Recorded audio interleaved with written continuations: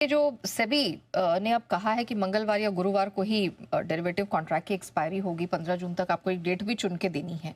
इसे कैसे देखा जाए सर? किसे फायदा, किसे नुकसान या किसे फायदा? देखिए, लंबे समय से इस बात का इंतजार था कि इस बात पर क्लैरिटी आ जाए कि किस एक्सचेंज की एक्सपायरी किस दिन को होगी। ठीक है, हालांकि वो क्लैरिटी अभी भी आना बाकी, लेकिन सेबी ने अपने सर्कुलर में कहा कि होगी 2 ही दिन, या तो आप मंगलवार पसंद कर लीजिए या गुरुवार पसंद कर लीजिए, आप तारीख बदलेंगे नहीं।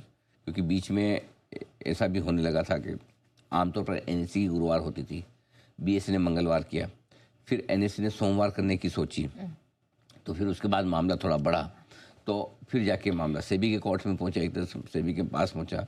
सेबी ने सोचा कि इस पर कंसल्टेशन पेपर वगैरह सबसे राय वगैरह करके करना चाहिए। अब फाइनल सेबी की तरफ से आ गया कि हम 2 ही दिन रखेंगे, मंगलवार और गुरुवार। ठीक है, अब हर एक्सचेंज को अपनी तरफ से बताना है पसंद करके उन्हें कौन सा दिन पसंद है।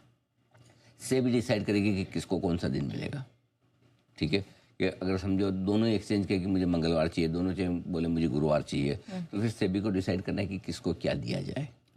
ठीक है, ये होगा क्लियर, नंबर 1।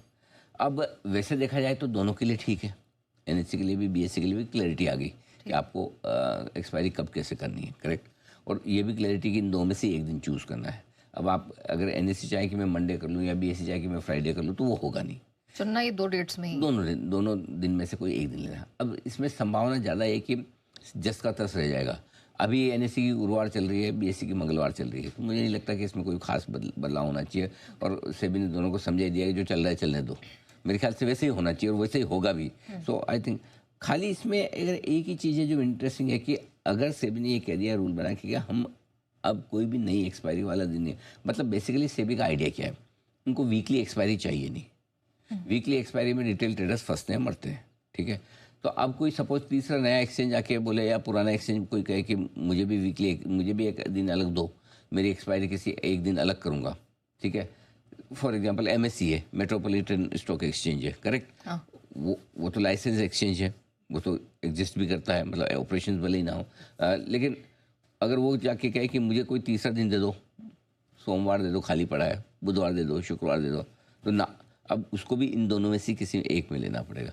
सो एक तो ये कि एनएससी बीएससी दोनों के लिए नया कंपटीशन नहीं आ सकता अब, क्योंकि किसी तीसरे एक्सचेंज को आके इन 2 एक्सपायरी में एडजस्ट करना बहुत मुश्किल काम है, ऑलमोस्ट इम्पॉसिबल है।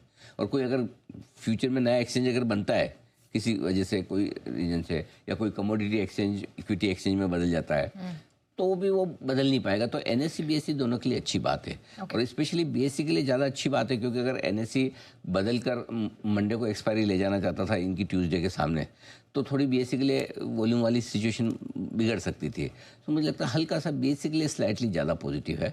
बट एनीवे, एनएससी के लिए भी क्लैरिटी है, बीएससी के लिए भी क्लैरिटी है, और नया कॉम्पिटिशन नहीं आएगा। और अच्छी बात है कि अगर यही 2 दिन स्टिक रखेंगे तो सेबी का जो पर्पज़ है, समझिए एक इंडेक्स में आपको वीकली एक्सपायरी मिलेगी।